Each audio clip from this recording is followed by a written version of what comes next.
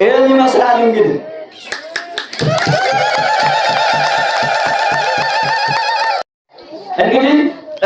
እዚህ ቦታ ላይ ድንቅ ተአምራት ተደርጓል። አምደው ቅዱስ ሚካኤል ድንቅ ተአምራትን እያደረገ ነው። ልጅ የሌላቸው ድርሳኑን አዝረው ልጅ ወልደዋል። እግዚአብሔርን አመስግኑ።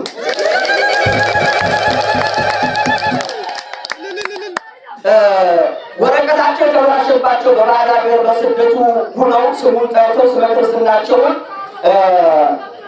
ልከው ጸሎት ተደርጎላቸው መቋሚያ ተጥሎላቸው የተፈወሱ ሕይወታቸው መስመር ያዘላቸው የዳኑ ሰዎች አሉ። ወገኖች ብዙ ሰዎች ክርስትና ስራችሁን ሰጣችሁኛል፣ ማታም ብዙ የሰጣችሁ ሰዎች አላችሁ።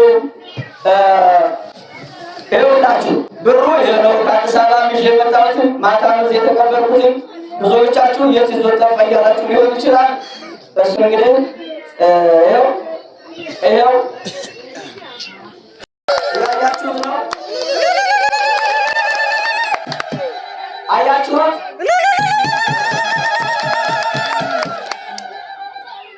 ሌላው ስመ ክርስትና ይኸው ተጠቅሞ በጣም ብዙ ወረቀት ነው። መልእክት የላካችሁ ሰዎች የታደርሱት ይሆን ስሜን አልጻፈው ይሆን አላከልኝ ይሆን ጸሎት አላስደረገልኝ ይሆን የምትሉ ሰዎች ካላችሁ ሁሌ ማስተላልፈው ነው። ይሄን ይመስላል። ደስ ተጠቅሎ ነው። አባቶች ይሄንን ስመ ክርስትና ቀጥታ ወስዳችሁ መንበር ላይ ታስቀምጡ። እሺ ቃል ግቡልኝ። እናስገባለን። መንበር ላይ ታስቀምጡልኛላችሁ። እናስገባለን። ጸሎት ታደርጉልኛላችሁ። እኔው በእናንተ ቤት ያስረክባለሁ። እግዚአብሔር ይመስገን። እግዚአብሔር ይመስገን።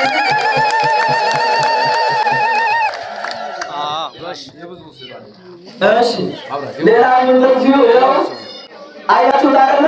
እንደዚህ ነው የብዙ ሰው ነው።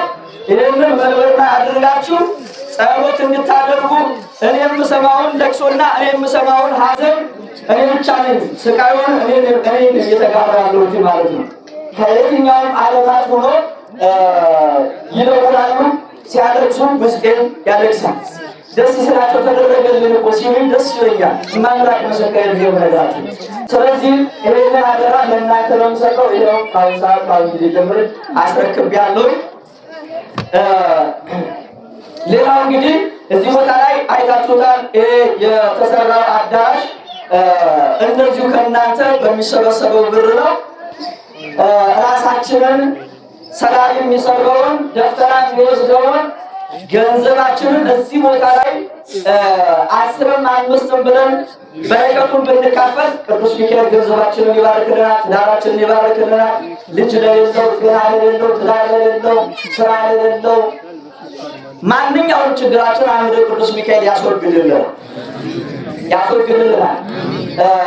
ስለዚህ አሁን ደግሞ ለምሳሌ እንዳያችሁትም ምንድነው መጸዳጃ ቤት የለም፣ ማብሰያ ኩሽና የለም። እርድ ሲከናወን እዚሁ ላይ ነው የሚታረደው። ለዛ ደግሞ ቦታ መግዣ ብር ያስፈልጋል።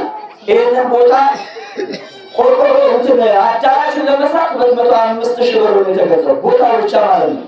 እንደገና ደግሞ ሌላ የእንጨቱ ቆርቆሮ ሌላ ሁሉ ማለት ነው። ከኛ ጋር መጣችሁ አይታችሁ አለ የት እንዳደሩ እንግዲህ ይሄ አዳራሽ ማለት ነው። ከተሰራ በኋላ ወደ ቤተ መቅደሱ ነው የምንሄደው። ህንጻ ቤተ ክርስቲያኑን እንጀምራለን።